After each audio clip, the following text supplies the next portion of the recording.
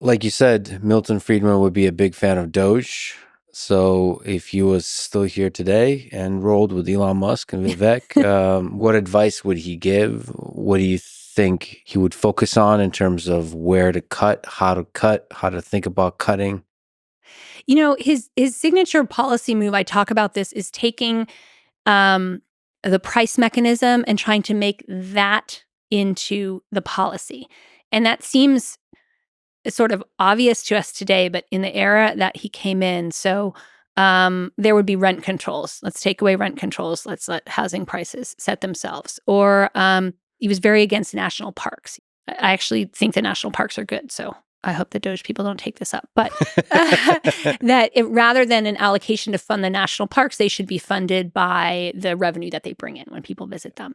And so I think he was always looking to let's let prices make the decisions here. So I think that would be one of the key pieces.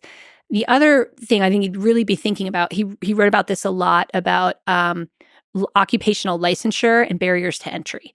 And he felt like one of the worst things that government does, and sometimes it's private entities that do this, is create barriers to entry to protect industries and markets. So he talked about this in the case of the medical profession, which I think is actually not a good example, because I think we all have a collective investment in having medical doctors be highly trained.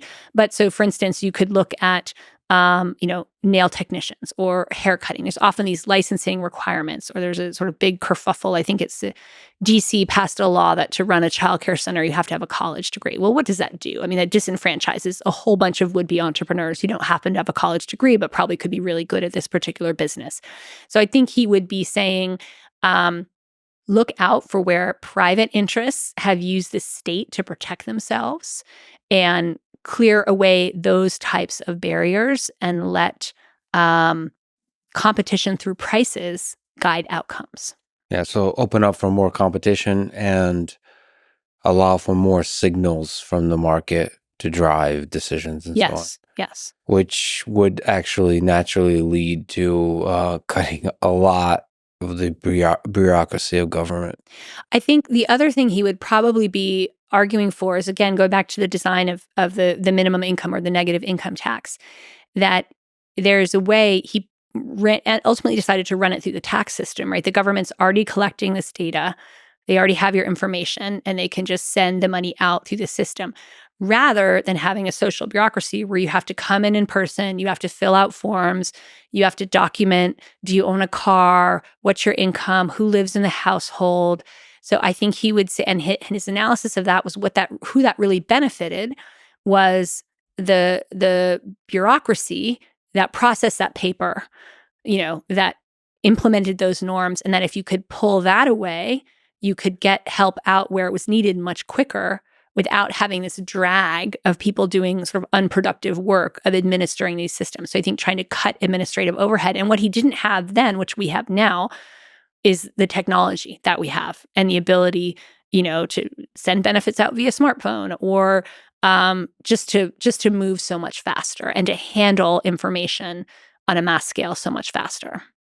It's painful, but I think one of the big things you can do is just that, which is digitalize. I don't know if that's a word, Yeah. but just convert everything to where the speed of signal can be instantaneous. So there's no paperwork. It goes immediately. And then that means that the pricing signals and all these kinds of things are just immediately available to people. That seems to be the low-hanging fruit. Government, IT systems could be vastly improved upon. But that would result, again, with a lot of people getting fired. And I think somebody submitted a question for me saying, like, what are your thoughts as a person who cares about compassion? What are your thoughts about government employees, which there's a lot of, that are going to be hurt by DOGE? Yeah. And it's always a really difficult question. A lot of people get fired to make room for a new system that's going to lead to a lot of pain. There is going to be a lot of pain. I don't know what the solution is. I think that's also part of why Friedman favored a minimum income. He talked about it being sort of counter-cyclical. In other words, when things were really bad, the spending level on it would naturally go up. This is what economists today call an automatic stabilizer. And then when it's not needed, the cost of it goes down. I mean, maybe there's a way to sweeten it with honey and have people take buyouts or things like that. That would certainly be a way better way to go.